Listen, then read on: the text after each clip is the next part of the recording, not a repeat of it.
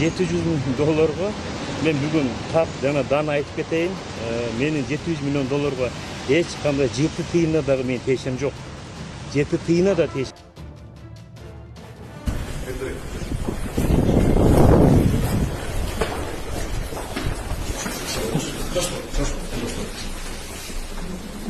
Дароо камалгандан кийин 80 миллион сом төктү. Эми тергөө органдары менен келишип, макулдашып иштеше турган болду. Ноябрдын аягына чейин 2 миллиард сом төгөт. А нам все равно, пусть боимся мы волка и сову.